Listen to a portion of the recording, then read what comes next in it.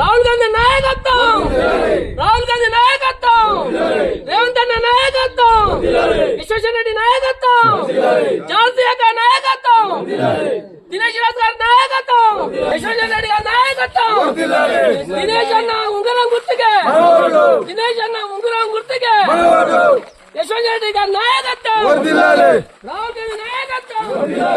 మా Congress party panel తరఫున యశస్విని madam గారికి, నాకు, నా ప్యానెల్కు మా అభ్యర్థిత్వాన్ని ఖరారు చేస్తూ ఝాన్సీ మేడం గారు, యశస్విని రెడ్డి గారు మాకు అవకాశం ఇచ్చినందుకు వారికి మనస్ఫూర్తిగా కృతజ్ఞతలు తెలుపుకుంటున్నాం. అలాగే ఈ అవకాశాన్ని సద్వినియోగం చేసుకోవడానికి కాంగ్రెస్ ప్రభుత్వం అమలు చేసిన సంక్షేమ పథకాలు ఏవైతే ఉన్నాయో 200 యూనిట్ల ఉచిత విద్యుత్ కానీ, ఇందిరమ్మ ఇండ్లు కానీ, సంక్షేమ పథకాలు మన ఇప్పుడు ఇందిరమ్మ ఇండ్లు కానీ, సన్నబియ్యం కానీ, మహిళలకు ఉచిత బస్సు కానీ, ఇలాంటి పథకాలు అమలు చేస్తూ వెళ్తున్నారు. అలాగే రీసెంట్గా అందరికీ రేషన్ కార్డులు, గత 10-15 సంవత్సరాలుగా ఎదురు చూస్తున్నటువంటి రేషన్ కార్డులు ఏవైతే ప్రతి ఒక్క ఇంటికి అందడం జరిగిందో అలాంటి కార్యక్రమాలన్నింటినీ ఇంటింటికి ప్రచారం చేస్తూ ముందుకు వెళ్తున్నాం. ఆ ఉంగరం గుర్తుకు ఓటేసి నన్ను ఆశీర్వదిస్తే ఈ సంక్షేమ పథకాలు ఇంకెవరికైనా రావాల్సిన ఏదైనా ఉన్నా నేను ఖచ్చితంగా మీకు అందించడానికి నా వంతుగా సాయం చేస్తానని ముందుంటానని మనవి చేసుకుంటున్నాను. ఈ తరఫున మేము ఇన్ఛార్జ్ ఇక్కడ మాటేడు గ్రామానికి రావడం జరిగింది.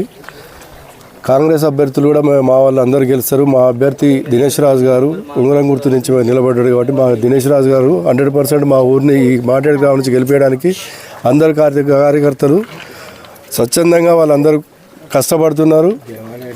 గెలవడానికి వాళ్ళందరూ మంచి ప్రయత్నం వాళ్ళందరూ వాళ్ళ కృషి చేస్తున్నారు. 100% దినేష్ రాజు గారి తరఫునే ఓటేయడానికి వాళ్ళు స్పందిస్తున్నారు.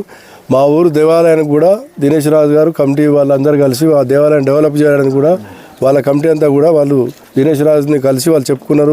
దేవాలయాన్ని కూడా డెవలప్ చేస్తా అని చెప్పిండు. ఊరుకు ఇక ముందు రావాల్సిన ఇందిరమ్మ ఇళ్ళు కానీ, రేషన్ కార్డులు కానీ, సెకండ్ విడతల అవన్నీ కూడా తను గెలిపించినాక అధికార పార్టీ ఉంటుంది కాబట్టి నేను అవన్నీ చేయిస్తా అని చెప్పి కూడా వాగ్దానం చేసింది, జనానికి వాగ్దానం చేసినాం. కాబట్టి మేము ఖచ్చితంగా మా ఉంగరం గుర్తు నుంచి దినేష్ రాజుని గెలిపించి మా కాంగ్రెస్ అభ్యర్థిని గెలిపించి మా ఎమ్మెల్యే గారికి మేము తీసుకెళ్ళి గిఫ్ట్గా ఇస్తాం. కాంగ్రెస్ పార్టీ అభివృద్ధి ఫలాలే మమ్మల్ని గెలిపిస్తారని మేము భావిస్తున్నాం. టీఆర్ఎస్ ఉన్నప్పుడు మాకు ఇల్లు రాలే, కాంగ్రెస్ వచ్చినప్పుడు ఇల్లు వచ్చింది, సన్నబియ్యం వచ్చినాయి. ఇప్పుడైతే సన్నబియ్యం వస్తాయి, మా పిల్లలందరికి వస్తాయి, కరెంటు ఫిరే, బస్సు ఫిరే, సంబరంగా పోతాను, గ్యాస్ కూడా ఫిరే. మాంకాలి మనీషా, మాకు గత 10 సంవత్సరాల పాలనలో తెలంగాణ పాలనలో మాకు ఇల్లులు రాలేదు, రేషన్ కార్డులు రాలేదు, ఏం రాలేదు. ఇప్పుడు కాంగ్రెస్ గవర్నమెంట్లో మాకు రేషన్ కార్డు వచ్చినాయి, సన్న బియ్యం వస్తున్నాయి, మాకు ఇందిరమ్మ ఇల్లు వచ్చింది, కరెంటు ఫ్రీ, మాకు బస్సు ఫ్రీ, అన్ని చాలా రకాల సౌకర్యాలు ఉన్నాయి, మాకు ఇంకా చాలా ఉన్నాయి.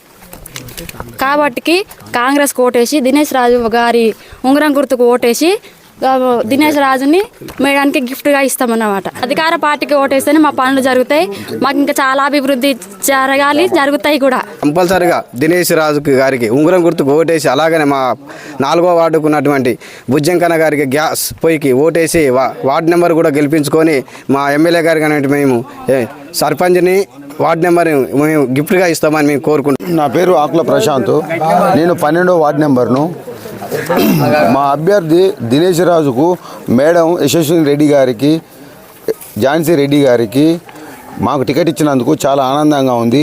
మా దినేష్ సర్పంచ్ అభ్యర్థిగా ఉంగరం గుర్తుకు ఓటు వేసి భారీ మేయర్తో గెలిపించుకొని మేము మేడానికి గిఫ్ట్గా ఇవ్వదలుచుకున్నాము. దినేష్ రాజును అభ్యర్థిగా నియమించడం జరిగింది. దాని కింద నేను 8వ వార్డుగా వేయడం జరిగింది. 8వ వార్డుకు నాకు గ్యాస్ పోయి రావడం జరిగింది. అదేవిధంగా దినేష్ రాజు అనే సొంత స్వార్థాల కోసం రాలేదు, సొంత రాజకీయ స్వార్థాల కోసం రాలేదు, ప్రజాసేవ కోసం, ప్రజా జీవితాల కోసం అంకితం చేయడానికి, తన జీవితాన్ని అర్పించుకోవడానికి ముందడుగేస్తున్నాడు. కాంగ్రెస్ పార్టీ సర్పంచ్ అభ్యర్థిగా దినేష్ అన్న గారిని ఖరారు చేయడం జరిగింది. కాబట్టి దినేష్ అన్న గారి ఉంగరం గుర్తుకి ఓటు వేసి ప్రజలందరూ భారీ మెజార్టీతో గెలిపించగలరని కోరుచున్నాం.